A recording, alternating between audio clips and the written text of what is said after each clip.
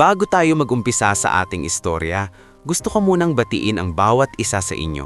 Saan man kayong panig ng mundo nanonood o nakikinig ngayon, mula man sa isang tahimik na baryo, sa masikip na lungsod o sa ibang bansa habang nagpapahinga matapos ang mahabang trabaho, ikumusta nyo naman sa puso ninyo ang lugar ninyo at ang oras na kasama ninyo ang kwentong ito. Mas masarap makinig sa isang istorya kapag dama mong para kang kasama mismo sa bawat tagpo, sa bawat buntong hininga at sa bawat pangarap ng mga tauhan. Sa baryo ng San Roque, tila mabagal ang takbo ng oras. Tuwing madaling araw, baga pa tuluyang sumilip ang araw mula sa likod ng bundok, nagigising na si Isandro Vergel sa tilaokang ng tandang sa kapitbahay. Hindi niya kailangang magtagda ng alarm. Sanay na ang katawan niya sa pagbangon ng maaga, sa lamig ng hanging humahaplos sa dingding nilang sawali, at sa tunog ng kalan na sinisindihan ng kanyang inang si Aling Sabel. "Isandro, anak, gumising ka na. Baka maunahan ka na naman sa tubig sa puso." Mahinang tawag ng kanyang ina habang nagtatapal ng pirasong tuyong kahoy sa apoy. Marahan namang bumangon ng binata mula sa banig. Kahit kulang pa sa tulog, agad siyang tumayo. Hindi uso sa buhay niya ang mag-inarte. Bawat minuto ay may katumbas na gawain, at bawat gawaing hindi natapos ay may kapalit na gutom sa hapag. "Gising na po ako, inay," sagot niya habang isinusukbit ang lumang tuwalya sa balikat. "Ako na po ang iigib, kayo na lang muna ang maghanda ng almusal." Sa murang edad na 25, halata na sa mga kamay ni Isandro ang hirap ng buhay. Magaspang ang palad niya, maitim ang balat sa tindi ng sikat ng araw at may mga peklat ng kalyo ang mga daliri. Ngulit sa kabila noon, may kakaibang linis ang kanyang mukha. Yung tipong hindi man mayaman sa pera ay mayaman sa disiplina at dangal. Matagal nang yumawa ang kanyang ama dahil sa aksidenteng nangyari sa bukid nang siya'y 12 anyos pa lamang. Simula noon, siya na ang tumayong haligi ng kanilang maliit na tahanan. Nagtinda sa noon ng gulay, nagbuhat ng sako sa bodega, nagtrabaho sa palayan ng iba, at minsan pa nga ay namasukan sa konstruksyon sa Karatig Bayan. Ngunit gaano man siya magsikap, parang laging may humihila pababa sa kanila. Ang pangalan ng humihilang iyon ay si Nicomedes Barrera. Sa baryo ng San Roque, walang magsasakang hindi nakakakilala kay Nicomedes. Isa siyang rice trader na may malaking bodega sa kabilang bayan. Sa papel, negosyante siya. Ngulit sa likod ng ngiti at magarang polo, isa siyang lalaking marunong sumingit sa pangangailangan ng mahihirap. Nagpapautang siya ng puhunan sa mga magsasaka kapalit ng murang bentahan ng ani. Kapag hindi nakakabayad sa oras, pinapatungan niya ng interes na tila walang katapusan. Marami ng pamilyang nawalan ng lupa dahil sa kanya. Isa na roon ang pamilya ni Isandro. Noong nabubuhay pa ang ama niya, nangutang ito para sa binhi, pataba at pagpapaayos ng sirang dike sa kanilang inuupahang bahagi ng bukid. Ngunit sunod-sunod ang bagyo noong taong iyon at halos walang naaning palay. Lumubo ang utang. At nang mamatay ang kanyang ama, naiwan ang buong bigat nito sa balikat ni Aling Sabel at nang murang si Isandro. "Anak," minsan wika ni Aling Sabel habang nagsasampay ng damit sa likod bahay. "Huwag mong akuin lahat. Nakakahiya sa'yo. Dapat nga nag-aaral ka o may sarili ka ng buhay." Ngumiti lamang si Isandro, bagamat mabigat ang dibdib niya. "Inay, kayo lang ang meron ako. Saka hindi ko naman pababayaan ang bahay natin. Darating din ang araw na hindi na tayo uutusan ng kahit sino." Mahinang lang tumanggo si Aling Sabel. Sanay na siya sa pangakong iyon ng anak, ngunit mas sanay siya sa katotohanang hindi biro ang kalaban nila. Sa baryo kasi, hindi sapat ang sipag kung ang paligid mo ay puno ng mga taong may hawak sa leeg ng mahihirap. Pagkatapos niyang mag-igib, nagtungo si Isandro sa palengke upang bumili ng kaunting asin at mantika. Doon niya nasalubong si Luningning, ang tindera sa maliit na sari-sari store sa tapat ng terminal ng tricycle. Si Luningning ay dalagang masayahin, maputi at palaging nakaipit ang buhok kahit mainit ang panahon. Kung may isang taong laging may gaanang salita para kay Isandro, yun ay siya. Bati nito habang inaayos ang mga dilatang paninda sa istante. mukhang ang aga mo na naman. Hindi ba napapagod ang katawang lupa mo? Napangiti si Isandro. Kapag napagod ako, sino magtatrabaho para sa amin ni inay? Sige ka, baka ikaw ang mauna sa lupa. Biro ni Luningning, sakay iabot ang biniling mantika. Ito na, hindi ko na pinatungan. Bayaran mo na lang kapag nakaluwag ka. Wag na Ning, may dala naman ako. Di wow, may pera ngayon. Natatawang sabi nito. Baka gusto mo nang mag-asawa. Muntik nang mabulunan si Isandro sa laway niya. Ikaw talaga. Mula sa isang sulok ng tindahan, sumingit ang boses ng matandang si Tio Badong. Kilalang karpintero sa baryo at kilala rin sa pag-inom ng lambanog tuling hapon. Ay, Luningning, wag mo nang asarin ng bata. Baka kapag nahiyayan, hindi na dumaan dito. Sumingap ang matanda at ngumiti kay Isandro. Pero kung ako sa'yo iho, kumuha ka na ng babaeng masipag. Hirap mabuhay ng walang kasama. Napakamot si Isandro at napailing. Tiyo, sarili ko pa nga lang at si inay, hirap na akong buhayin. Ganyan din sinabi ko noon, sagot ni Tio Badong. Ayun, tumanda akong mag-isa. Nagkatawanan silang tatlo, ngunit saglit lamang ang gaan ng sandaling iyon. Mula sa daan ay dumaan ang itim na pickup ni Nicomedes Barrera. Huminto ito sa tapat ng tindahan at ibinaba ang bintana. Nasilaw si Isandro sa suot nitong mamahaling relo at halatang bagong planchang polo. Isandro, malamig nitong tawag. Huwag mong kalilimutan ang usapan natin. Bukas ang huling araw ng hulog nyo sa utang. Alam ko po, mahinang sagot ng binata.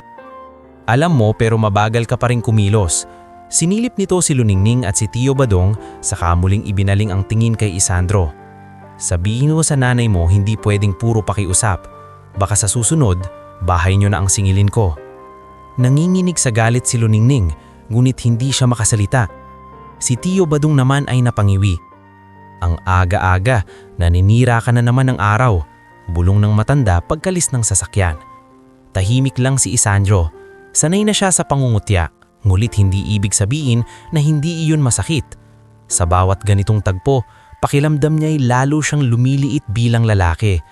Hindi dahil wala siyang dangal, kundi dahil wala siyang kapangyarihang protektahan agad ang kanyang ina laban sa panggigipit. Nang tanghali ring iyon, napadaan si Kapitan Doro sa kanilang bakuran. May dala itong puting bimpo sa leeg at amoy na amoy ang pabango. Oh, Sabel, tawag nito. Narinig ko ang tungkol sa utang nyo. Tignan natin kung may itutulong ang barangay. Alam ni Aling Sabel ang ibig sabihin ng ganitong salita. Matagal nang kilala si Kapitan Doro sa mga pangakong kadalas ay hindi tinutupad. Maraming salamat po, Kap. Magalang niyang sagot. Sabihan mo lang ako. Baka may ipasok ako kay Isandro na trabaho sa munisipyo. Pero syempre, kailangan din ng tiyaga at konting pasensya. Pagkaalis nito, napailing si Aling Sabel. Puro pasensya na lang ang hinihingi nila sa atin, anak, pero wala namang tunay na tulong. Ayos lang po, sagot ni Isandro habang hinihiwa ang kahoy sa gilid ng bahay. Basta hindi tayo susuko. Hapon na nang dumaan si Pastor Emil sa kanilang lugar. Tahimik ang pastor, simple manamit at hindi mapanghusga tulad ng iba sa baryo. Huminto ito nang makitang pawisan si Isandro. Napapansin kong mabigat ang iniisip mo, hiho. Napabuntong hininga si Isandro. Hindi naman mawawala yon, pastor. Natural lang malungkot, sabi ng pastor habang umuupo sa bangkong kawayan.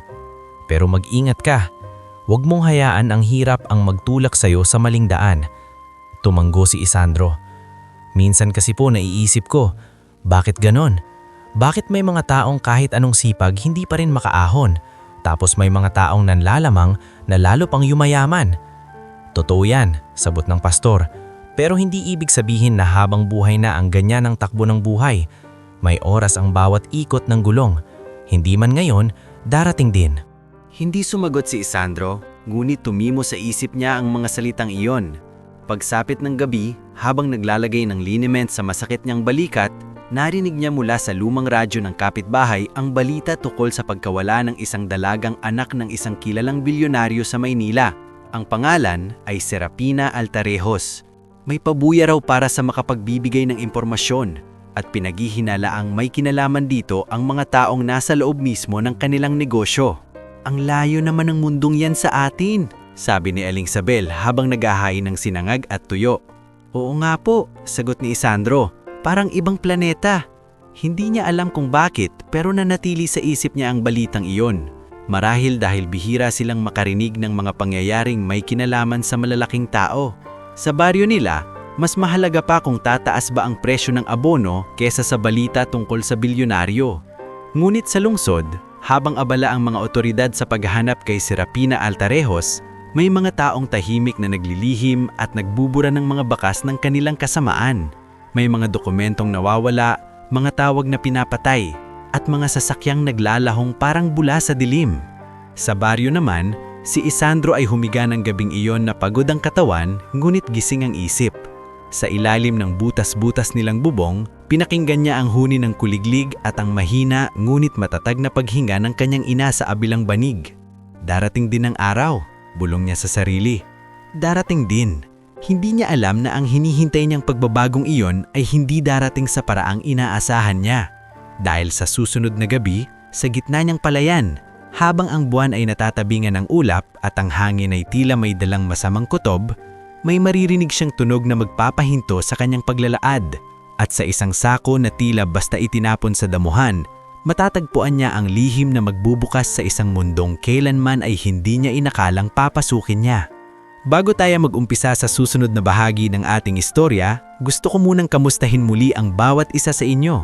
Habang nakikinig kayo ngayon, nasa bahay man kayo, nasa trabaho, nasa biyahe o nagpapahinga matapos ang mahabang araw, sana ay samahan niyo ko hanggang sa mas lumalim pa ang kwentong ito. Dahil sa bahaging ito, ang tahimik na buhay ni Isandro sa baryo ng San Roque ay tuluyan ng mababago sa isang gabing hindi niya malilimutan habang buhay. Magdamag halos hindi nakatulog ng maayos si Isandro. Paulit-ulit sa isip niya ang sinabi ni Nicomedes Barrera noong umaga. Ang pagbabanta tungkol sa kanilang bahay, ang malamig na titig nito at ang pamilyar na pakiramdam na parabang unti-unti nang sinasakal ang kanilang maliit na mundo. Ngunit kahit mabigat ang damdamin niya, maaga pa rin siyang bumangon kinabukasan upang gawin ang mga karaniwang trabaho. Nagsibak siya ng kahoy, tumulong sa kapitbahay na mag-ayos ng bakod kapalit ng ilang kilong bigas, at nagtungo sa kabilang sitio upang maghatid ng 2 sako ng palay para sa maliit na komisyon. Pagdating ng hapon, halos kulay kahel na ang langit. Ang hangin ay umoy tuyong damo at bagong aning palay. Nakaupo si Aling Sabel sa may pintuan ng kanilang bahay habang tinatahi ang isang kupas na saya. Anak, wag na kalawang tumuloy mamaya kung masyado ng gabi. Delikado sa daan. Inay, sandali lang naman po. Iahatid ko lang ang isang sako kay Mang Turing sa kabilang dulo ng palayan. Kailangan ko rin pong habulin ng bayad. Pambili natin ng gamot nyo. Napababa ang tingin ni Aling Sabel. Hindi naman malala ang ubo ko. Kapag pinabayaan po kasi, saka lalala. Mahinaw niyang sagot. Huwag na po kayong mag-alala. Sa gilid ng bakuran, naroon si Tio Badong na may hawak na martilyo at may inaayos sa lumang bangko. Napalingon ito at sumingit sa usapan. Kung gusto mo, samahan kita mamaya. Alok ng matanda. Wala naman akong gagawin. Napangiti si Isandro, ngulit umiling. Ayos lang po. Isang sako lang naman yun. Makakabalik din ako agad. Basta mag-ingat ka. May kung anong pakiramdam ako sa gabing ito. Masyadong tahimik. Natatawang napailing si Isandro. Tiyo, lagi naman kayong may kutob. Oo nga. Sabat ni Luningning na kararating lang, may dalang maliit na supot ng kamatis at sibuyas. Pero minsan, tama naman si Tio Badong. Kaya ikaw, Isandro, wag kang pabibo. Tinanggap ni Aling Sabel ang dala ni Luningning at nagpasalamat. Napansin ni Isandro na bahagyang namula ang pisngi ng dalaga habang nagiiwas ito ng tingin sa kanya. Hindi ako nagpapabibo, sagot niya. Naghahanap buhay lang. Pareho lang yan sa'yo. Sambit ni Luningning. Pilit na mataray ang tono ngunit halatang nag-aalala. Basta, bumalik ka agad. Bago pa lumalim ang gabi, kinuha ni Isandro ang sako ng palay at isinakay sa kariton na hila ng kanilang matandang kalabaw na si Puti. Bagamat pwede niya sanang bukas na lamang ihatid yon, pinili niyang gawin na agad dahil alam niyang bawat sentimo ay mahalaga. Nang papaalis na siya, hinabol pa siya ng boses ni Aling Sabel. Anak! Lumingon siya. Pag may kakaiba kang naramdaman, umuwi ka agad. Huwag kang makikisangkot sa gulo ng iba. Sandaling tumigil si Isandro. Hindi niya alam kung bakit pero tila tumimo ng malalim ang babalang iyon ng kanyang ina. Opo, sagot niya. Babalik po ako agad. Ang daan papunta sa kabilang sitio ay dumaraan sa mahabang pilapil sa gitna ng palayan. Sa araw, maganda ang tanawin doon, malawak, presko at parang walang katapusan. Ngunit kapag gabi, ibang-iba ang anyo ng lugar. Ang dating payapang bukid ay nagiging tila dagat ng dilim. Taning liwanag ng buwan at ng ilang alitap-tap lamang ang nagsisilbing gabay sa mga naglalakad. Nang may hatid na niya ang palay kay Mang Turing at makuha ang bayad, medyo gumaan ang pakiramdam niya. Hindi man kalakihan ang nakuha niya, sapat na iyon para sa gamot ni Aling Sabel at konting panghulog sa utang nila. Ngunit sa pagbabalik niya, napansin niyang mas lalong tumahimik ang paligid. Hindi humuhuni ang karaniwang mga kuliglig, ang hangin ay tila biglang bumigat. Maging ang kalabaw niyang si Puti ay tila naging balisa, panay ang iling at malalalim ang paghinga. Ano ba Puti? Mahina niyang bulong habang hinahaplos ang leeg ng hayop. Konti na lang. Paglampas niya sa isang bahagi ng pilapil na napapaligiran ng mas matataas na damo, bigla siyang tumigil. May narinig siyang mahina. Sa una ay akala niya ihip lamang ng hangin sa damuhan, ngunit nang tumigil siya at huminga ng marahan, muli niyang narinig iyon. Isang mabagal, paimpit at halos nagmamakaawang tunog. Nanigas ang likod ni Isandro. Lumingon siya sa magkabilang panig ng palayan. Walang tao, walang ilaw. Tanging ang manipis na liwanag ng buwan at ang patag na anyo ng bukid ang kaharap niya. Muli niyang narinig ang tunog. Sa pagkakataong iyon, malinaw na. Hindi iyon hayop, hindi iyon hangin. Parang may taong pilit sumisigaw ngunit hindi makapagsalita ng maayos. Dahan-dahang iniwan ni Isandro ang kariton sa gilid ng pilapil. Kinapa niya ang hawak niyang maliit na itak na gamit niya sa bukid, saka maingat na lumakad patungo sa damuhan. Tumitibok ng mabilis ang puso niya. Bawat yabag ay tila umuuga sa tahimik na gabi. Ano yun? Pabulong niyang sabi sa sarili. Paglapit niya, may naaninag siyang malaking sako na nakahiga sa maputlik na bahagi ng pilapil, bahagyang natatakpan ng mga damo. Sa unang tingin ay aakalain mong titinapong bigas lamang iyon o sirang ani. Ngunit nang lumapit siya, malinaw niyang nakita ang bahagyang paggalaw nito. Umatras siya ng konti, namlamigin ng kamay. May tao ba dyan? Maingat niyang tinanong. Biglang gumalaw muli ang sako, mas malakas, at muli niyang narinig ang mahinaw ungol mula sa loob. Hindi na siya nag-isip pa, agad niyang lumuhod at pinirong ng pagkakatali sa bunganga ng sako. Nang medyo mabuksan niyon, tumambad sa kanya ang putlang mukha ng isang dalaga. Nakapiring ang mga mata, may piraso ng tela sa bibig at parehong nakagapos ang mga kamay. Gusot ang buhok nito, may pasa sa gilid ng noo at nanginginig ang buong katawan. Diyos ko! Bulaslas ni Isandro. Mabilis niyang tinanggal ang telang nakatakip sa bibig nito. Agad humabol sa hangin ng dalaga, kasunod ng isang naninginig na paghinga na parabang matagal na itong nalulunod sa dilim. Tulungan mo ako! Halos pabulong na sabi nito. Pakiusap. Sandali lang, miss. Sandali lang. Nanginginig ding sagot ni Isandro habang pinupunit ang tali sa mga kamay nito. Ayos lang. Ligtas ka na. Ngunit alam niyang hindi pa totoo ang mga salitang iyon. Hindi pa ligtas ang babae. Hindi pa rin ligtas kahit siya. Dahil kung sino man ang may kagagawan nito, maaaring hindi pa gaanong kalayo. Maya-maya, nang maalis na ang pagkakatali, pilit na bumangon ng dalaga ngunit agad din itong nanghina at mapapadaos-dos sana sa lupa kung hindi siya nasalo ni Isandro. Ano pong pangalan niyo? Tanong niya habang inaalalayan ito. Hindi agad sumagot ang dalaga. Nanginginig ito, halatang wala pa sa maayos na ulirat. Tubig, mahina nitong sabi. Agad kinuha ni Isandro ang maliit na bote ng tubig na dala niya at marahang pinainom ito. Nanginginig ang kamay ng dalaga habang umiinom. Sa bahagyang liwanag ng buwan, napansin ni Isandro na pino ang mga kuko nito. Mahal ang tela ng suot, bagamat puno na ng putik. At may higaw itong tila ginto. Hindi yun anyo ng ordinaryong taga-baryo. Paano kayo napunta rito? Tanong niya. Napakipik ang dalaga. at nang muling dumilat ay may halong takot at pagpipilit ang tingin. May humabol sa akin. May gustong pumatay. Putol-putol nitong sabi. Kinuha nila ang bag ko, mga papeles. Napakunot ang noo ni Isandro. Halatang hindi pa buo ang alaala ng babae. May kasama po ba kayo? May tatawagan po ba ako? Bigla itong napahawak sa braso niya ng mahigpit. Huwag sa barangay, huwag sa kahit sino, pakiusap, baka kasabot sila. Hindi na niya alam ang iisipin. Sa baryo, ang una dapat sana niyang gawin ay dalhin ito sa barangay o ipatawag si Kapitan Doro. Ngunit ang pagkasindak sa mukha ng dalaga ay hindi gawa-gawa. At habang hawak siya nito, dama niyang hindi basta takot iyon.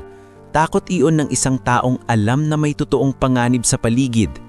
Lumingon si Isandro sa malayo. Sa gawing kalsada, tila may saglit na aninong gumalaw sa may puno ng akasya. Hindi siya sigurado kung tao iyon o guni-guni lamang ng takot niya. Pero sapat na iyon para magdesisyon siya. Kaya niyo bang tumayo? Tanong niya. Mahinang umiling ang dalaga. Kung ganun, kailangan ko kayong ilayo rito. Muli niyang liningon ng palayan. Wala pa ring ibang tao. Walang saklolo. Walang makatutulong agad sa kanya. Sa sandaling iyon, siya lang at ang hindi niya kilalang dalaga ang nasa gitna ng gabing iyon. Mabigat man, marahan niyang binuhat ang dalaga. Magaan ito, ngunit halatang lupaypay na. Kinuha niya ang lumang kumot mula sa kariton at ibinalot dito upang hindi gaanong mapansin kung may makakita man sa kanila. Nanginginig pa rin ang dalaga at bahagyang napapatidlak sa bawat tunog. Ayos lang, bulong ni Isandro habang naglalakad pabalik sa pilapil.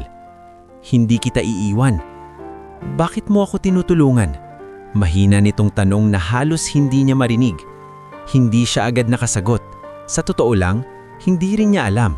Baka dahil hindi niya kayang iwan ng kahit sino sa ganoong kalagayan. Baka dahil kahit mahirap siya at walang kapangyarihan, ayaw niyang maging duwag sa harap ng isang buhay na nangangailangan ng saklolo. Dahil tao kayo, at dahil wala nang ibang tumulong. Sa halip na umuwi agad sa kanilang bahay, biglang nagbago ang isip ni Isandro. Kung may mga taong naghahanap sa dalagang ito, baka unang puntahan ng mga iyon ang mga bahay na malapit sa kalsada. Alaala niya ang lumang kubo ni Tio Badong sa dulo ng palayan, isang kubong bihira ng gamitin, natatabingan ng mga puno ng kawayan at hindi madaling makita mula sa daan. Doon niya napagpasyahang dalhin ng dalaga. Habang marahang umaandar ang kariton, panay ang tingin niya sa likuran. Hindi mawala ang kaba sa dibdib niya. Parang bawat kaluskos ng damay ay banta. Bawat ugong ng hangin ay babala. Ngunit hindi siya maaaring umatras. Nasaan niya na ang responsibilidad ng isang buhay na muntik ng ibaon sa dilim. Pagdating sa kubo, agad niyang binuksan ang pinto at maingat niyang ibinigha ang dalaga sa lumang papag. Kinuha siya ng tuyong sako upang gawing unan at sinindihan ng maliit na gasera na nandoon pa mula sa huling gamit ni Tio Badong. Sa unang pagkakataon, nasilayan niya ng malinaw ang mukha ng dalaga. Kahit maputla, kahit may pasa, kahit magulo ang buhok, kapansin-pansin ang ayos ng kanyang mga features. Hindi iyon mukha ng ordinaryong taga rito. May taglay itong pinong anyo at halatang galing sa isang mundong malayo sa putik ng palayan. Bahagyang dumilat ang dalaga at tumingin sa kanya. Nasaan tayo? Tanong nito. Sa lumang kubo sa dulo ng palayan. Sagot na Isandro. Ligtas mo na rito. Tatawagin ko sina Inay at Tio Badong. Sila lang ang mapagkakatiwalaan ko. Saglit na pumikit ang babae. Saka muling dahan-dahang nagmulat ng mata. Ang pangalan ko. Putol-putol nitong sabi. Serapina. Parang may kung anong kumalabog sa dibdib ni Isandro. Serapina. Hindi siya agad nakapagsalita. Mula sa malayong radyo ng kapitbahay noong nakaraang gabi, isang pangalan ang tumatak sa isip niya, ang nawawalang anak ng isang bilyonaryo sa Maynila. At ngayong gabi, sa gitna ng tahimik na kubo sa dulo ng palayan, ang dalagang muntik ng ilibing sa loob ng sako ay nagsabi ng pangalang iyon sa nanginginig na labi. Bago tayo mag-umpisa sa susunod na bahagi ng ating istorya, nais ko munang batiin kayong muli. Habang nakikinig kayo ngayon, umaga man, tanghali, hapon o madaling araw, sana ay samahan niyo ako hanggang sa mas lumalim pa ang laban ng ating mga tauhan. Dahil sa bahaging ito, hindi lang basta lihim ang mabubuksan, magsisimula ring gumalaw ang mga puwersang gustong patahimikin ang katotohanan. At si Isandro ay mapipilitang tumayo sa gitna ng isang mundong hindi niya kinagisnan. Napatitig si Isandro sa dalagang nakahiga sa lumang papag. Sa mahinang liwanag ng gasera, lalong luminaw sa kanyang isip ang pangalang binitiwan nito, Serapina. Hindi iyon pangkaraniwang pangalan sa baryo nila, at mas lalong hindi niya malilimutan ang pangalang iyon dahil iyon din ang paulit-ulit na binanggit sa balita noong nagdaang gabi, ang nawawalang anak ng bilyonaryong si Leandro Altarejos. Serapina? Ulit ni Isandro, halos pabulong. Kayo po ba yung nasa balita? Bahagyang gumalaw ang dalaga at pinilit dumilat. Halatang hinang-hina pa rin ito, ngulit ang takot sa mga mata nito ay mas talim pa sa anumang sugat sa katawan. Huwag kang masyadong magsalita ng malakas, mahinang sabi nito. Hindi ko alam kung gaano sila kalapit. May humahabol po ba balaga sa inyo? Tanong ni Isandro, saka sumilip sa siwang ng kubo. Tumanggo ng bahagya si Serapina. May mga taong ayaw na makabalik ako ng buhay. Napalunok si Isandro. Sa baryo, sanay siya sa banta ng gutom, sa panggigipit sa utang, sa alitan sa lupa. Pero ibang klase ang mga salitang iyon. Ibig sabihin, ang dalagang iniligtas niya ay hindi lamang basta biktima ng simpleng pagdukot. May mas malalim at mas mabigat na dahilan sa likod nito. Sandali lang, sabi niya. Kukunin ko sina Inay at Tiyo Badong. Kailangan ninyo ng tulong. Biglang napahawak si Serapina sa pulsuan niya. Malamig ang mga kamay nito, ngulit mahigpit ang kapit. Piliin mo lang ang mapagkakatiwalaan mo. Mahinang sabi nito. Paniwasak. Tumanggo siya. Babalik ako. Hindi ko kayo iiwan. Mabilis siyang lumabas ng kubo at tumakbo sa makitid na daan pabalik sa kanilang bahay. Sa bawat hakbang, pumapasok sa isip niya ang samot-saring tanong. Paano napunta sa palayan nila ang isang dalagang galing sa mundong mayayaman? Sino ang may gustong pumatay rito? At bakit pakiramdam niya sa isang iglap ang tahimik nilang baryo ay naging bahagi ng isang malaking gulong hindi niya kayang kontrolin? Napadating si Isandro sa bahay ay nadatnang gusing pa rin si Aling Sabel. Nakaupo ito sa tabi ng lamparang gais. Tila hinihintay siya. Anak, halos patakbong lumapit ang ina. Bakit ngayon ka lang? Akala ko may nangyari na sa'yo. May hingal pa ang Isandro nang sumagot. Inay, may nakita ako sa palayan. Isang dalaga, nakasilid sa sako, nakagapos, sugatan. Nanlaki ang mga mata ng Aling Sabel. Diyos ko, buhay pa. Opo, dinala ko muna sa lumang kubo ni Tiyo Badong. Inay, bahagyang ibinaba ni Isandro ang boses niya. Tingin ko, siya yung nawawalang anak ng bilyonaryo sa Maynila. Napaurong si Aling Sabel na tila hindi agad napaniwala. Ano? Yung nasa balita? Opo. Ilang sandali hindi nakapagsalita ang ina. Halatang ang unang pumasok sa isip nito ay hindi lamang ang posibilidad ng gantimpala kung hindi ang panganib na kaakibat ng pagtulong. Anak, sabi nito sa nanginginig na tinig. Kapag totoo yan, ibig sabihin may mga taong naghahanap sa kanya. Baka madamay tayo. Alam ko po, mahinang sagot ni Isandro. Pero hindi ko kaya na pabayaan siya. Halos mamatay na siya sa loob ng sako. Sa puntong iyon, lumapit si Tiyo Badong mula sa kabilang bakuran. Hawak ang gaserang gamit niya sa paggawa. Mukhang narinig nito ang huling bahagi ng usapan. Ano itong naririnig ko? Tanong ng matanda. Mabilis na ipinaliwanag ni Isandro ang nangyari. Habang nakikinig si Tiyo Badong, unti-unting nawawala ang karaniwan nitong biro sa mukha. Nang matapos ang binata, napahawak ito sa baywang at marahang na pamura. Kung anak nga siya ng bilyonaryo, mas lalong hindi dapat ipagsigawan na nandoon siya. Sabi nito, baka may kasabwat kahit dito sa baryo. Yan din po ang sabi niya. Tugon ni Isandro. Ayaw niyang ipagbigay alam muna sa barangay. Bahagyang nag-isip si Tiyo Badong. Tama siya. Hindi ako nagtitiwala kay Kapitan Doro kapag may pera at impluwensyang usapan. Mabuti pa, sabi ni Aling Sabel, punta tayo ngayon din. Kailangan niyang linis sa sugat at mainit na sabaw. Sa gitna niyang kaba, may tumindig na tahimik na lakas sa tatlong iyon. Wala sa kanila ang mayaman, wala sa kanila ang makapangyarihan, ngunit iisa ang alam nila. Hindi pwedeng iiwan sa kamatayan ng isang taong humihingi ng tulong. Bumalik silang tatlo sa lumang kubo. Dala ang isang timba ng malinis na tubig, tela, mainit na sabaw, at ilang halamang gamot na alam gamitin ni Aling Sabel. Pagpasok nila, nadatnan nilang gising si Serafina, ngunit halatang balisa. Nang makita nito si Isandro, bahagyang gumaan ang ekspresyon sa mukha nito. Sila ang nanay ko at si Tio Badong, mapagkakatiwalaan sila. Nagpilit ngumiti si Serafina, ngunit halatang ubos na ang lakas nito. Lumapit si Aling Sabel at marahang hinawakan ang noo ng dalaga. May lagnat siya, sabi ng ina. Kailangan munang pababain ang init ng katawan. Habang nililinis ni Aling Sabel ang mga sugat sa braso at noo ni Serafina, napangiwi ang dalaga sa sakit. Naroon si Isandro sa isang tabi, tahimik ngunit alerto, habang si Tio Badong ay nakasilip sa siwang ng kubo, laging handang rumesponde kung may kahina-hinalang kilos sa labas. Anak, tiisin mo lang, bulong ni Aling Sabel kay Serafina na para bang sarili niyang anak ang inaalagaan. Ligtas ka rito. Sa simpleng pag-aalaga na iyon, tila bahagyang nabasag ang malamig na pader na nakapalibot kay Serafina. Sa unang pagkakataon mula nung matagpuan siya, bahagyang nangilid ang luha sa mga mata nito. Huling naalala ko, mahinang nitong simulang magsalita. Nasa kotse ako, galing ako sa opisina ng tatay ko.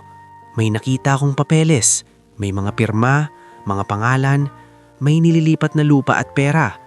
Napatingin si Tio Badong kay Isandro. Sino ang kasama mo? Tanong ni Aling Sabel habang pinipigaan ang basang tela. Akala ko mapagkakatiwalaan ko ang isa sa mga tao sa amin. Pero may tumawag, may nag-warning sa akin, tapos may sumunod na sasakyan. Pagdating sa may service road, hinarang kami. Naalala ko may lalaki, may babaeng nagsasalita. Napahawak siya sa sentido. Pagkatapos noon, putol-putol na. May mukha ba kayong naalala? Tanong ni Isandro. Mariing ipinikit ni Serafina ang mga mata na tila pilit inaabot ang alaala. Hindi malinaw, pero may narinig akong pangalan. Valerio. Huminga ito ng dalalim. At Celeste. Hindi man alam ni Isandro kung sino ang mga pangalang iyon. Malinaw sa tono ng dalaga na hindi basta-basta ang mga taong tinutukoy nito. Kung ganun, mas lalo tayong dapat mag-ingat. Lumipas ang gabi sa pagitan ng pag-aalaga at paghihintay. Hindi umalis si Isandro sa kubo. Sa bawat oras na lumalalim ang dilim, lalo rin niyang nararamdaman na may mga matang maaaring nakamasid sa kanila mula sa kung saan. Bandang madaling araw, nakatulog ng bahagya si Serafina. Si Aling Sabel ay nakasandal sa dingding, pagod ngulit gising pa rin, habang si Tio Badong ay nakatayo sa may pinto. Isandro, pabulong nitong tinawag. Lumapit si Isandro. Hindi na pwedeng magtagal si Rito. Kapag nagliwanag na baka may makitang yapak ng kariton o makaalam na may dinala ka rito. Alam ko po, pero saan po natin siya dadalhin? Hindi agad nakasagot si Tio Badong. Sa sandaling iyon, tila sumagot ang kapalaran para sa kanila. Mula sa malayo, may narinig silang ugong ng sasakyan. Agad na patuwid si Isandro. Hindi iyon pangkaraniwang tunog ng tricycle o motor sa baryo. Mahinis ang andar, mabigat ang makina, parang sasakyang galing sa lungsod. Sino yun sa ganitong oras? Bulong ni Aling Sabel. Patay agad ni Tio Badong ang gasera. Nilamon ng dilim ang kubo. Taning manipis na guhit ng buhong liwayway ang pumapasok sa siwang ng dingding. Lumuhod si Isandro sa may bintana at sumilip. Sa may kalsadang papasok sa palayan, may nakahintong itim na SUV. Maya-maya, bumukas ang pinto nito at bumaba ang dalawang lalaking naka-long sleeves at may dalang flashlight. Hindi sila mukhang taga-baryo. Ang isa'y may matangos na tindig na tila sanay sa pagiging bodyguard. Ang isa naman ay may hawak na cellphone at tila may kausap. Hinahanap nila ang lugar, mahinang sabi ni Isandro. Biglang nagmulat ng mata si Serafina. Kahit nanlalambot, agad na puno ng takot ang mukha nito nang marinig ang sinabi niya. Baka sila na naman, bulong nito. Huwag muna tayong gagalaw, sabi ni Aling Sabel. Ngunit hindi lang dalawa ang bumaba sa sasakyan. Makalipas ang ilang segundo, bumukas ang isa pang pinto at bumaba ang isang matandang lalaki. Maayos ang barong pero wasak ang mukha sa pag-aalala. Kasunod niya ang isa pang lalaking may salamin at may hawak na folder. Pagkakita pa lamang ni Serafina sa matandang iyon mula sa siwang ng kubo, biglang kumislap ang mga mata nito. "Dati!" Halos hindi marinig na bulong niya. Napalingon si Isandro sa kanya. "Tatay niyo?" Tumanggo si Serafina at sa unang pagkakataon mula nang natagpuan siya, tuluyang pumatak ang luha sa pisngi niya. Hindi agad kumilos si Isandro. Maaaring ang mga iyon ng dalaga, ngunit maaari ring bitag. Gayunpaman, nang marinig niya ang sigaw mula sa labas, tila nabasag ang natitirang duda sa loob niya. "Serafina!" Sigaw ng matandang lalaki, paos ang boses. "Anak, kung nandito ka, ako ito!"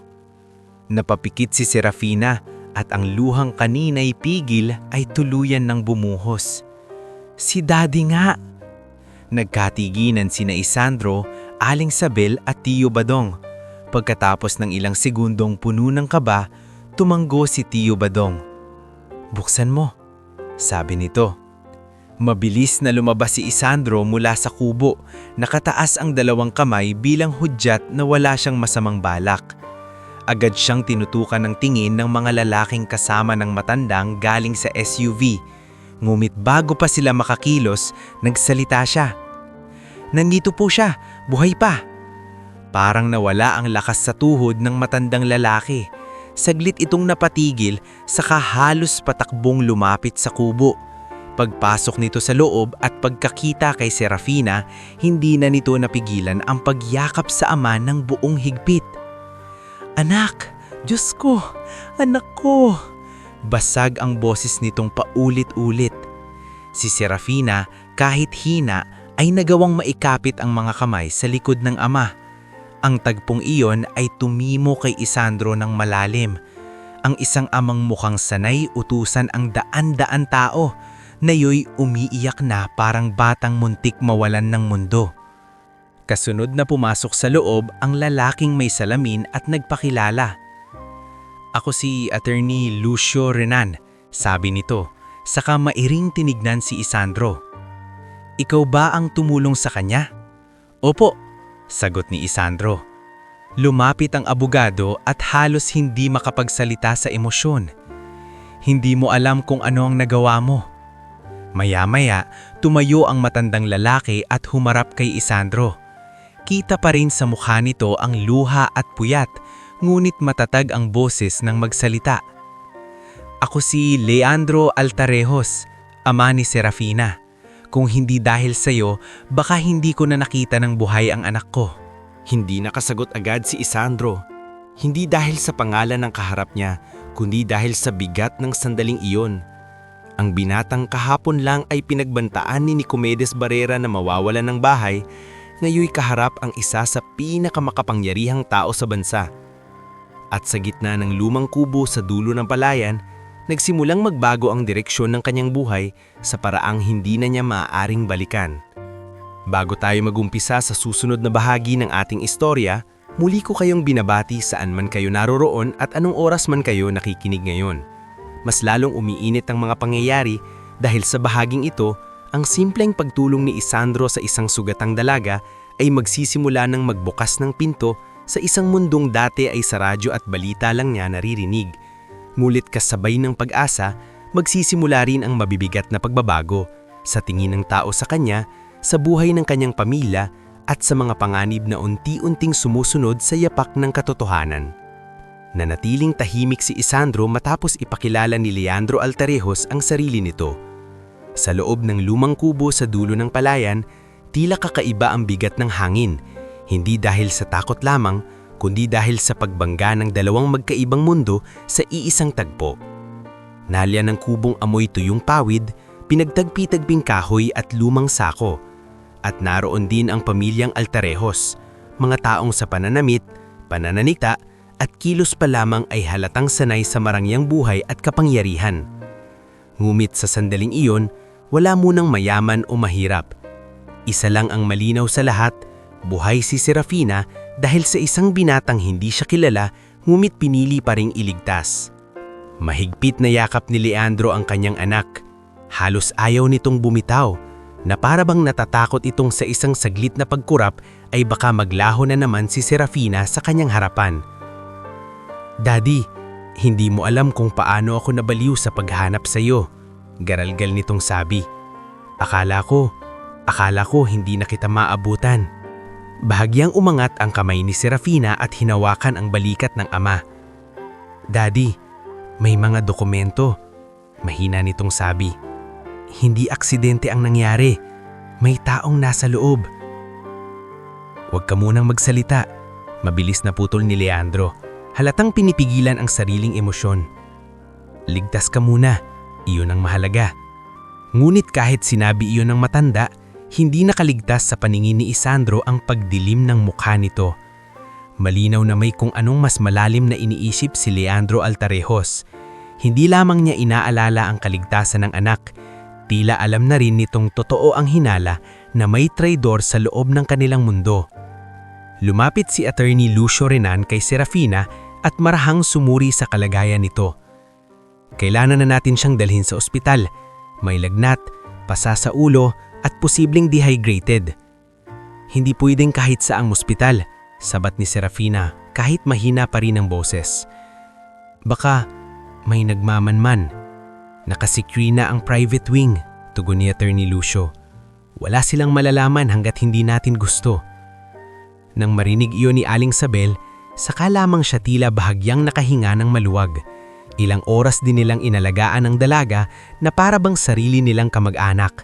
At kahit hindi niya lubos na nauunawaan ang gulong pinasok nila, dama niyang hindi pangkaraniwan ang panganib na bumabalot dito. Lumapit si Leandro kay Aling Sabel at kay Tio Badong. "Maraming salamat sa inyo," taimpim nitong sabi. "Hindi ko malilimutan ang ginawa ninyo para sa anak ko." Nagkatiginan sina Aling Sabel at Tio Badong. Halatang hindi sila sanay tumanggap ng ganitong klaseng pasasalamat mula sa taong tulad ng kaharap nila. "Wala po yun," mahinang sagot ni Aling Sabel. "Sino man pong nasa kalagayan niya, tutulungan namin. Hindi lahat gagawa ng ginawa ninyo, lalo na kung may kasamang panganib." Tahimik lang si Tio Badong, ngunit nakita ni Isandro ang bahagyang paggalaw ng panga nito. Isang palatandaan na kahit ang karaniwang palabiro at matapang na matanda ay naaapektuhan na rin ng bigat ng pangyayaring ito. Makalipas ang ilang minuto, dinala na palabas si Serafina. Bago siya maisakay sa SUV, hinanap ng dalaga si Isandro sa pangingin.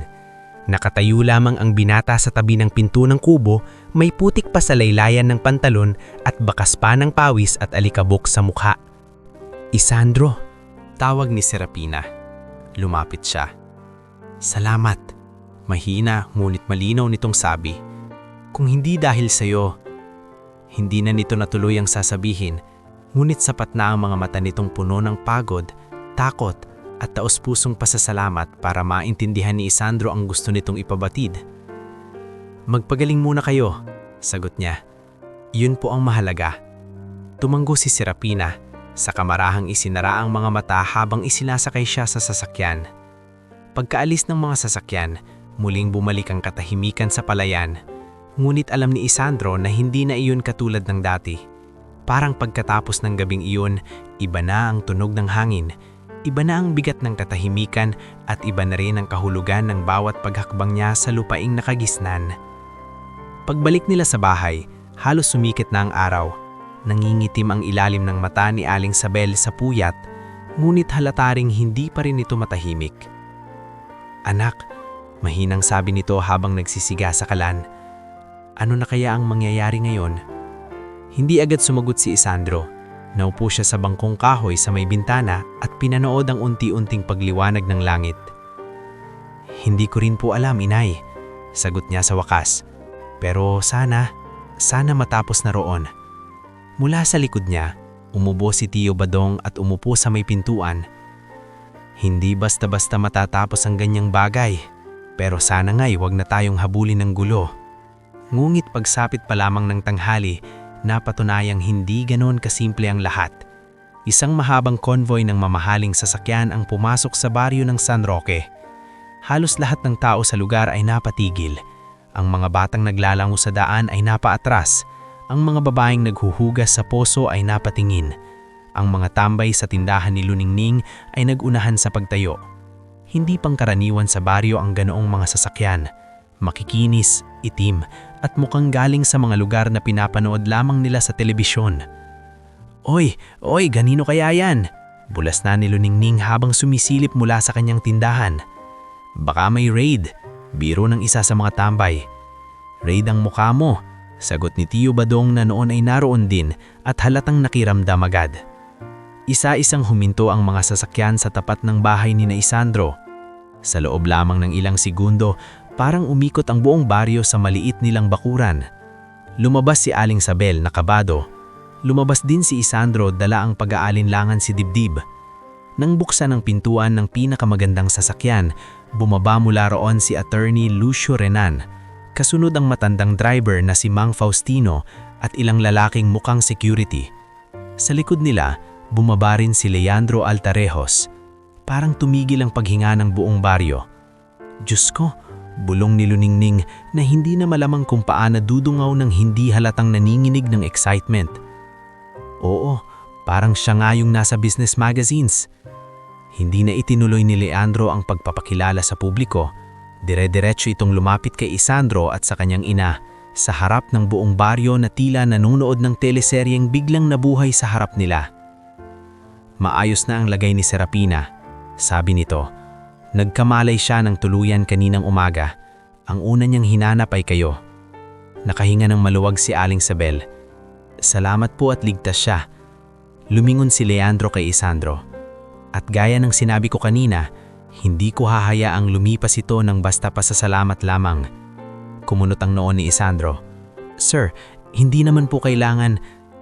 Hayaan mo akong magdesisyon kung ano ang kailangan. Putol ni Leandro, ngunit hindi magaspang ang tono nito. Bagkus ay puno ito ng bigat at damdamin. Ang anak ko ang isang-isa kong anak. Walang halaga ang salapi kung nawala siya. Sumenya si Attorney Lucio sa isang tauhan. Mula sa sasakyan ay inilabas ang isang makapal na envelope, isang maliit na kahon at ilang dokumento. Bilang pasasalamat, sabi ni Leandro, ito ang paunang tulong ko para sa pamilya mo. Iniabot ni Attorney Lucio ang envelope kay Aling Sabel. Nang silipin nito ang laman, agad na nanlaki ang mga mata nito at napahawak siya sa dibdib. Hindi po namin kayang tanggapin, nanginginig siyang sabi. Magkano man iyon, hindi na kailangan pang bilangin para makita sa reaksyon ni Aling Sabel na hindi niya iyon nakitang buo sa tanang buhay niya. Tanggapin niyon, Sabi ni Leandro. At hindi lang iyan. Sunod na iniabot ng abogado ang mga dokumento kay Isandro. Ano po ito? Tanong ng binata. Kasulatan para sa bagong bahay na ipapatayo para sa inyo. Sagot ni Attorney Lucio. At may kasama ring educational grant kung gugustuhin mong mag-aral ng agribusiness o anumang kursong nais mo. Nanahimik ang buong baryo. Maging si Kapitan Doro na kanina'y pasimpleng pumuporma sa tabi ay halatang nabitin ang paghinga. Si Luninglong namay napatingin kay Isandro na tila hindi makapaniwala. Si Tio Badong ay napaupo dahan-dahan sa bangko na parabang nanghina sa sobrang gulat. Sir, mahinang sabi ni Isandro, hindi ko po kayo tinulungan dahil sa gantimpala. Alam ko, sagot ni Leandro, at iyon mismo ang dahilan kung bakit karapat-dapat kang tumanggap. Tahimik na yumuko si Isandro. Sa unang pagkakataon sa buhay niya, wala siyang maisagot. Hindi dahil gusto niyang maging mayaman, kundi dahil hindi niya alam kung paano tatanggapin ang isang biyayang halos lampas na sa kanyang pangunawa. Ngunit hindi pa roon natapos ang sorpresa. Lumapit si Mang Faustino na may hawak na maliit na kahon. Binuksan niya iyon at lumitaw ang isang simpleng susi na may kasamang keychain. Ito ang pansamantala ninyong service vehicle habang ginagawa ang ibang kailangang asikasuhin. Sabi nito, para hindi na kayo mahirapang bumiyahe lalo na't may check-up pa si Aling Sabel. Pati sasakyan? Bulaslas ni Tio Badong hindi na napigilan ang sarili. Halos napaubo si Aling Sabel sa sobrang pagkabigla. Diyos ko po. Ngunit habang ang karamihan ay namamangha, may isang pares ng matang unti-unting umiitim sa gilid ng daan. Si Nicomedes Barrera. Kadarating lamang nito sakay sa ganyang pick-up at halatang hindi nito inaasahang makikita ang ganoong eksena sa tapat ng bahay ni Isandro. Kaninang umaga, ang nasa isip nito'y hahabulin na naman ang mag-ina sa hulog sa utang. Ngunit ngayon nasaksihan niyang ang isang bilyonaryong dating nasa telebisyon niya lang napapanood ay personal na nagbibigay ng gantimpala sa binatang ilang beses na niyang minamamaliit. Napansin niyo ni Isandro. Sandali silang nagkatitigan ni Nicomedes. Sa titig ng rice trader, walang bakas ng kasiyahan. Wala ring bakas ng pagbati. Ang naroon ay matinding pagkabigla, halong kaba at unti-unting sumisibol na galit. Lumapit si Leandro kay Isandro at ibinaba ng bahagya ang boses. May mga taong may inggit, sabi nito, at may mga taong matatakot sa biglang pagbabago ng estado mo. Mag-ingat ka. Napatingin si Isandro kay Nicomedes sa di kalayuan bago muling bumaling kay Leandro. Opo, maikli niyang sagot. Pagkaalis ng convoy ng mga altarehos, hindi na natahimik ang baryo ng San Roque. Sa tindahan, sa poso, sa kanto, sa pilapil, iisa lamang usapan ng mga tao. Si Isandro na dating binabantaan sa utang, ngayoy binigyan ng pera, bahay at kinabukasan. May mga humangha, may mga natuwa, may mga nagkunwaring dati na silang mabait sa kanya, at mayroon ding nagsimulang mainggit. Pagsapit ng gabi, naupo si Isandro sa harap ng kanilang bahay, hawak ang mga dokumentong paulit-ulit pa rin niyang tinitignan. Sa loob ng bahay, marahang umiiyak si Aling Sabel, hindi sa lungkot, kundi sa sobrang gaan ng dibdib matapos ang mahabang panahon ng takot at kakusapan. Lumapit si Tiyo Badong at naupo sa tabi niya. Anong iniisip mo, iyo? Matagal bago sumagot si Isandro. Pakiramdam ko po, Tiyo, hindi lang ito simpleng biyaya. Parang simula pa lang ito ng mas malaki. Huminga ng malalim ang matanda at tumingin sa madiling na daan. Tama ka. At kapag malaki ang biyaya, kadalasan malaki rin ang inggit at gulo ang kasunod. Sa di kalayuan, sa may kalsadang palabas ng baryo, humarurot ang pick-up ni Nicomedes Barrera sa dilim. At sa gabing iyon, habang ang buong bahay ni Isandro ay unang beses na nakatulog ng may pag-asa, may isa namang pusong lalo pang nagngit-ngit sa galit dahil ang binatang akala nila'y mananatiling aba habang buhay ay nagsisimula ng umangat sa paraang hindi na nila basta mababawi. Bago tayo mag-umpisa sa susunod na bahagi ng ating istorya, nais ko munang batiin muli ang bawat isa sa inyo.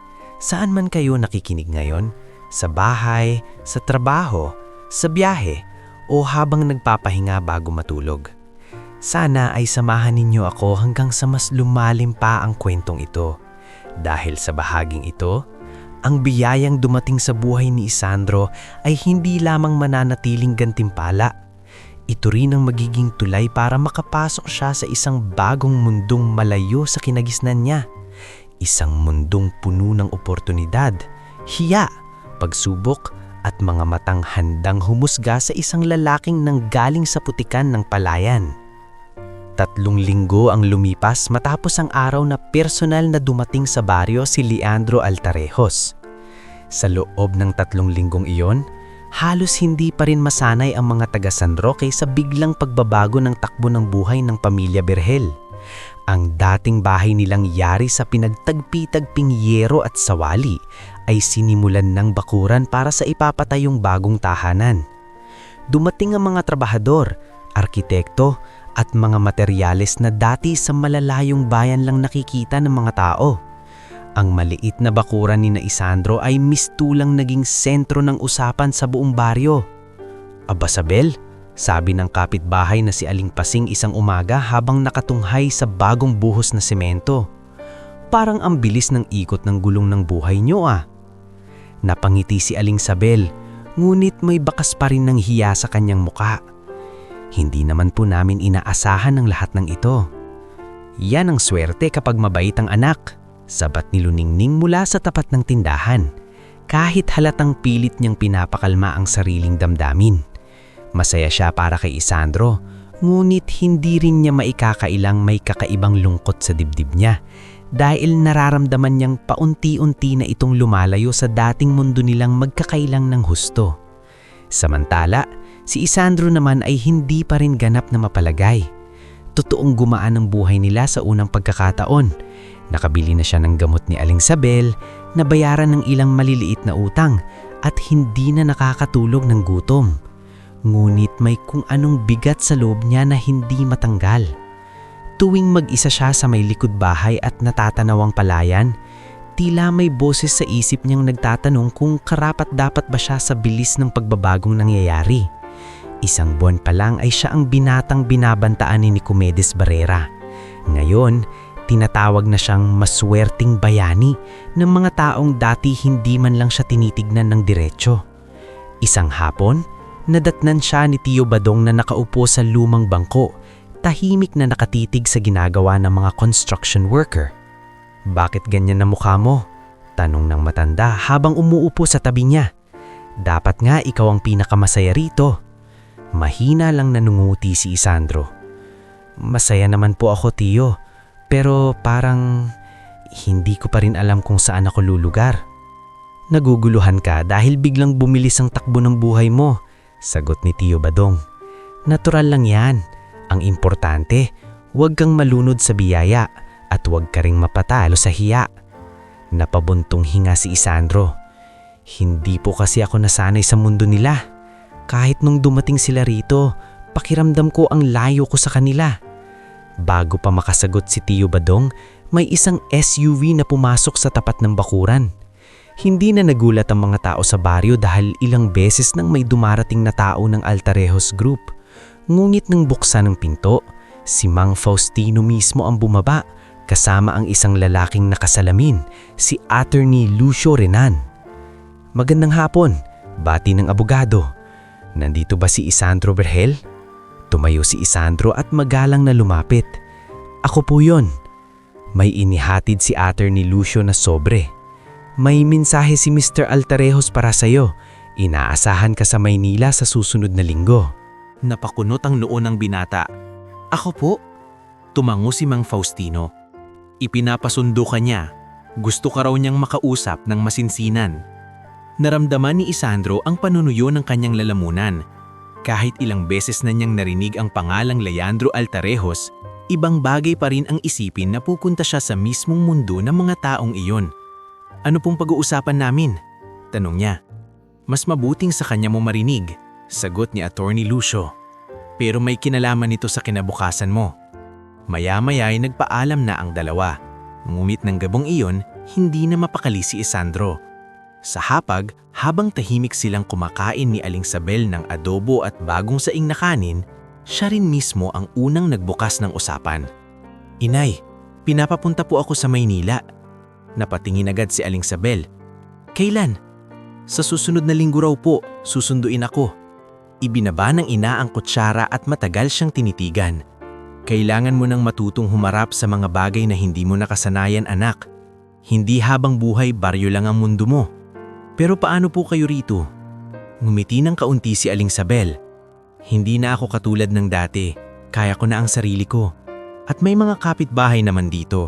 Saka, hindi mo naman kailangang tanggihan ang pinto kapag kusang nagbubukas." Tumingin si Isandro sa kanyang ina at doon niyang muling nakita ang babaeng ilang taon ding tiniis ang kahirapan ng walang reklamo. Ngayon, kahit may takot ito, mas nangingibabaw ang gusto nitong lumawak ang mundo ng kanyang anak. Pagsapit ng araw ng alis niya, tila buong baryo ang nakatingin.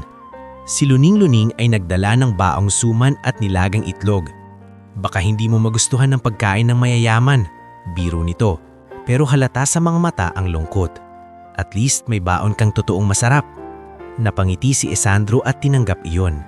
"Salamat, Ning." Lumapit din si Tio Badong, bitbit ang luma ngunit maayos na relo. "Ito na lang ang ipamana ko sa iyo bago ka pumasok sa mundo ng mga sosyal," sabi nito. "Huwag kang magpapaalipin sa oras ng iba. Ikaw ang magtakda ng sarili mong halaga." "Tio," napahawak si Isandro sa relo at tila nabigatan sa simpleng regalong iyon. "Salamat po."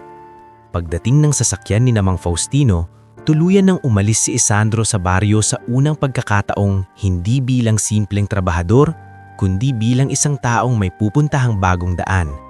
Mahaba ang biyahe nila papuntang Maynila.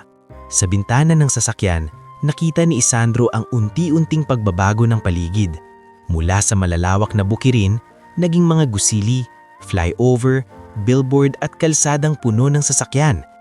Sa bawat kilometro, pakiramdam niya'y lalo siyang lumiliit sa harap ng lawak ng mundong hindi niya kilala. Tahimik si Mang Faustino sa una, ngulit kalaunan ay nagsalita rin. "Huwag kang kabahan masyado." Bahagyang napalingon si Isandro. "Halata po ba?" Ngumiti ang matandang driver. "Masyado. Pero normal lang yan. Nung unang beses ko ring pumasok sa pamilya Altarejos, parang maliligaw sa dami ng taong naka-Amerikana." Napangiti si Isandro ng bahagya. "Matagal na po ba kayo sa kanila?" "Halos 30 taon na," sagot ni Mang Faustino. "At isang bagay ang sasabihin ko sa iyo. Hindi ka basta-basta ipinapatawag ni Sir Leandro kung wala siyang nakita sa iyo na higit sa karaniwang utang na loob." Hindi na sumagot si Isandro, ngunit lalo lang dumami ang tanong sa isip niya. Pagdating nila sa isang mataas at modernong gusili sa Makati, halos hindi siya makapaniwala sa kinatatayuan niya. Hindi pa man siya nakakapasok, naramdaman na niyang paninikip sa dibdib. Makintab ang sahig ng labi, malamig ang aircon, at ang mga taong naglalakad ay pawang makayos ang bihis, mabilis magsalita at tila laging may mahalagang pupuntahan. Napalunok si Isandro habang sumusunod kina Mang Faustino at Attorney Lucio sa loob ng elevator. Pagdating sa isang mataas na palapag, dinala siya sa isang malawak na opisina na may salaming tanaw ang buong lungsod. Nandoon si Leandro Altarejos, nakatayo sa tabi ng mesa, at sa may sofa sa gilid ay nakaupo si Serafina. Mas maayos na ang itsura nito ngayon. Wala na ang pasa sa noo, ngunit may bakas pa rin ng pagod sa muka. Nakasuot ito ng simpleng puting blouse at slacks, ngunit kahit payapang bihis, halatang iba ang tindig at asal. Nang nakita siya nito, bahagyang nangiti ito. Sabi ni Leandro, "Mabuti at nakarating ka." "Opo sir," sagot niya, halos hindi malaman kung saan ilalagay ang mga kamay. "Umupo ka," sabi ni Serafina, mas mahinahon ang boses kaysa noong una niya itong narinig sa kubo. Dahan-dahan siyang naupo sa sofa sa tapat nila. Hindi na pinaikot ni Leandro ang usapan. "Ipinatawag kita rito dahil ayokong manatili na lang sa gantimpala ang pasasalamat ko sa iyo," sabi nito. "Nagtanong ako tungkol sa iyo. Alam kong matagal ka nang nagtatrabaho sa bukid. Marunong kang humawak ng tao at may pangarap kang magkaroon ng sariling lupang masasaka." Nagulat si Isandro. Hindi niya inaasahan na may nag-abala pang alamin ang mga detalye ng simpleng buhay niya. "Sir, hindi ko po alam kung anong sasabihin." "Wala ka munang sasabihin," putol ni Leandro, bagamat hindi malamig ang tono. "Makikinig ka muna. Gusto kitang bigyan ng pagkakataong mag-aral at magsanay sa Agricultural Division ng Altarejos Group." Napatitig si Isandro, hindi agad nakapaniwala. "Ako po?" Mahina niyang tanong. "Oo," sagot ni Serafina sa pagkakataong iyon. "Hindi charity ang tingin namin dito. Nakita kami kung paano ka magdesisyon sa ilalim ng panganib. May utak ka, may paninindigan ka, at hindi ka natakot tumulong kahit wala kang mapapala." Bahagyang napatungo si Isandro. Hindi siya sanay makarinig ng ganoong mga salita mula sa mga taong tulad nila. "Nais kong magsimula ka bilang trainee. Habang pinag-aaralan mo ang operasyon namin, may mga kursong kukunin ka. Sasagutin namin ang lahat. Kung patutunayan mong karapat-dapat ka, tataas ka sa sarili mong kakayahan." Sandaling natahimik ang silid. Sa isip ni Isandro, nagsabay-sabay ang hiya, takot at pag-asa. "Sir," maingat niyang sabi, "galing lang po ako sa baryo. Hindi po ako sanay sa ganitong mundo. Baka mapahiya ko lang kayo." Iling si Leandro. Mas nakakahiya ang maraming may pinag-aralan ngunit walang prinsipyo. Ikaw, kulang ka man sa formal na karanasan, kumpleto ka sa pagkatao. At mas gusto kong sanayin ang taong may puso kaysa pagkatiwalaan ang taong puro porma. Napatidig si Isandro kay Serapina. Tahimik lang itong nakatingin sa kanya, ngunit malinaw ang mensahe na nakasulat sa mga mata nito. Hindi siya nag-iisa sa silid na iyon. May naniniwala sa kanya. Hindi kita pinipilit, pero sinasabi ko sa iyo ngayon, ito ang pagkakataong maaaring magbago hindi lang ang buhay mo, kundi pati ang buhay ng mga taong gusto mong tulungan balang araw. Tumahimik si Isandro. Naalala niya ang mga magsasakang yumuyuko sa gusto ni Nicomedes Barrera. Naalala niya ang ina niyang buong buhay tiniis ang pagkakait. Naalala niya ang pangarap niyang isang araw, hindi na siya magiging utusan lang sa bukid ng ibang tao. Sa unang pagkakataon, naramdaman niyang baka may mas malaking dahilan kung bakit siya ang natagpuan sa gabing iyon ng kapalaran. Dahan-dahan siyang tumingin kay Leandro. Kung pagbibigyan niyo po ako ng pagkakataon, susubukan ko pong patunayan na hindi kayo nagkamali. Bahagyang numiti si Leandro. Yan ang gusto kong marinig. Pagkatapos ng usapang iyon, inilibot si Isandro sa ilang bahagi ng kumpanya. Nakilala niya ang ilang empleyado at namangha siya sa lawak ng operasyon. Ngunit kapansin-pansin din agad ang ilang matang sumusukat sa kanya. May pagtataka, may pangmamaliit, at may tahimik na duda. Sa hallway, habang inaasikaso ni Attorney Lucio ang ilang dokumento, narinig ni Isandro ang bulungan ng dalawang empleyado sa di kalayuan. Si siya ba yung taga-baryo? Pabulungan na sabi ng isa. Oo raw, biglang paborito ng boss dahil siya ang nakakita sa Miss Serapina. Ang bilis naman ng angat, wala man lang corporate experience. Nagkunwari si Isandro na hindi niya narinig iyon. Ngunit tumimo ang bawat salita sa dibdib niya. Hindi pa man siya nagsisimula, naroon na agad ang mga matang naghihintay sa pagkakamali niya.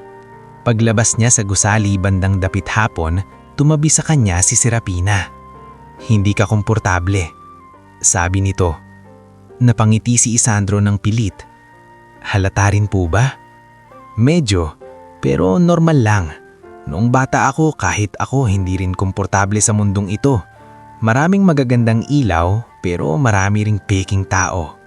Napatitig si Isandro sa kanya. Bakit ninyo po ako tinutulungan ng ganito? Hindi agad sumagot si Serafina. Tumingin muna ito sa malayong kalsadang abala sa trapiko. Dahil may mga taong inililigtas ka lang kapag may pakinabang ka, sabi nito sa huli. At may mga taong inililigtas ka dahil hindi nila kayang pabayaan ang kapwa. Bihira ang pangalawa. Kaya kapag nakakita kami ng ganong tao, hindi namin basta hinahayaan na bumalik lang siya sa dati na parang walang nangyari. Hindi na nakapagsalita si Isandro. Sa harap ng isang lungsod na kumikislap sa ilaw at sa tabi ng dalagan minsan niyang natagpuan sa isang sako sa gitna ng palayan, nagsimula niyang tanggapin ang isang bagay na ilang linggo na niyang nilalabanan sa loob. Hindi na talaga siya babalik sa dating buhay na parang walang nangyari. Dahil mula sa araw na iyon, ang binatang kilala lang noon sa San Roque bilang anak ni Aling Sabel ay papasok na sa isang mundong kailangan niyang aralin, pagtiisan at pagtagumpayan. Isang mundong puno ng oportunidad, ngunit mas lalo ring puno ng mga taong handang subukan kung hanggang saan ang kaya niyang abutin.